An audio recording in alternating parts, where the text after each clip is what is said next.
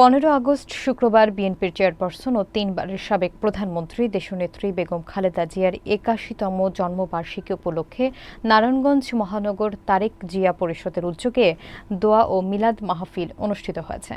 অনুষ্ঠানে রান্না করা খাবারও বিতরণ করা হয়। বিস্তারিত দেখুন ডেস্ক রিপোর্টে।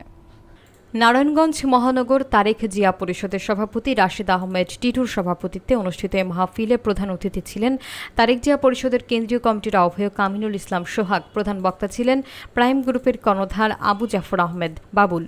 বিশেষ অতিথি হিসেবে উপস্থিত ছিলেন তারেক জিয়া পরিষদ কেন্দ্রীয় কমিটির যুগ্ম আহ্বায়ক জহির উদ্দিন জহির। এছাড়া উপস্থিত ছিলেন মহানগর তারেক জিয়া পরিষদের সাংগঠনিক সম্পাদক মোহাম্মদ খোকন, যুগ্ম আহ্বায়ক মেজবা উদ্দিন স্বপন, শহীদ মেম্বার সহসভাপতি মোহাম্মদ সাফি এবং তারেক জিয়া পরিষদের নেতৃবৃন্দ মোহাম্মদ কাশেম, মোহাম্মদ জুলহাস, মোহাম্মদ মোখলেসুর রহমান, মোহাম্মদ রনি সহ আরও অনেকে।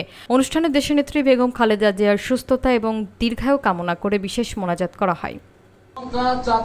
আমাদেরকে আঙ্গুল দিয়া বলে ভাই এইগুলো সাইরা দিতে হবে ভাই। ভালো থাকবেন।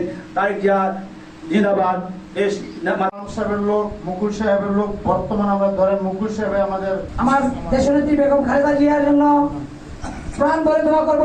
প্রথম রাজনৈতিক জাতীয়তাবাদী দলের এবং কি তারেক জিয়া পরিষদের আজকে আমাদের বিএনপি ব্যর্থতার কারণে অনেক কিছু হয়েছে।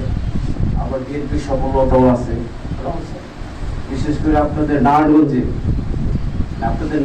যে পরিবেশটা বিএনপি এটা আগে ভালো ছিল, কিন্তু এখন কেমন জানি একটু ওই জগা খিচুড়ির মতো হয়ে গেছে। এটার কারণ আছে, এটার কারণ হলো আপনি ঢাকা বিভাগে যে নেতৃবৃন্দ বলা ছিল, ধরেন অ্যাডভোকেট আব্দুল সালাম আজাদ ছিল একটা লোক, উনি মনে করেন খালি ট্যাগ হয়ে আছে টাকা এর সাথে মিলে আমাদেরকে নিষ্পেষিত করেছেন, আমাদের উপর অত্যাচার করেছে, জুলুম করেছে। আমি মনে করি এই জুলুম অত্যাচার, আমাদের যে জুলুম অত্যাচার, এই জুলুম অত্যাচার কোনো অত্যাচার না। জিয়া পরিবার যে জুলুম অত্যাচারের শিকার, সেই ধারে কাছেও কিন্তু আমরা নাই।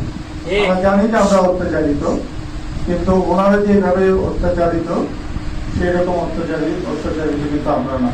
হয়তো ছিটাফোটা আমাদের যে একটু অত্যাচারিত আমরা হয়েছি, হয়তো কথা বলতে পারিনি, কোনো জায়গায় মার খেয়েছি, জেল খেটেছি, মামলা খেয়েছি, এরকম অবস্থা হয়েছে। প্রিয় সংগ্রামী সাথী বন্ধুগণ, আমরা বলতে চাই অনেকে চিন্তা করতেছে মায় বানায় মামায় বিক্রি করে নমিনেশন পেপার, মায় বানায় মামায় বিক্রি করে, এরকম অনেক শুনতেছি।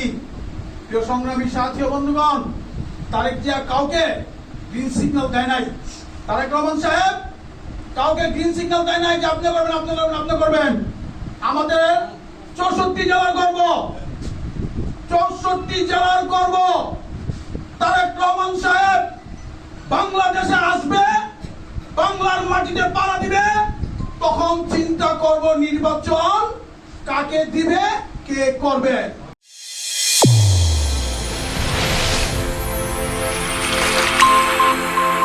চ্যানেল A1 হৃদয়ের স্পন্দন।